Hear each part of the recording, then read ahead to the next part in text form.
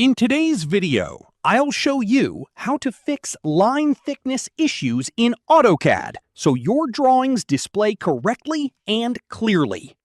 If your lines all look the same on screen, or your adjustments don't seem to do anything, it usually comes down to how line weight is being displayed and assigned. We'll walk through 3 simple checks so your drawings show the thickness you expect while you work. First, turn on Line Weight Display. Look at the status bar at the bottom of Autocad and find the button labeled LWT.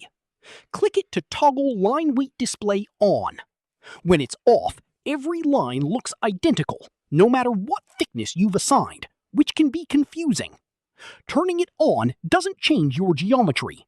It just tells Autocad to visually represent different line weights on screen.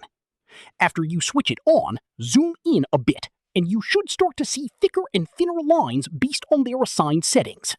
Next, check your line weight settings. Type LW on your keyboard and press Enter. In the Line Weight Settings dialog, make sure that Display Line Weight is checked. This confirms that Autocad is allowed to show those thicknesses while you draft.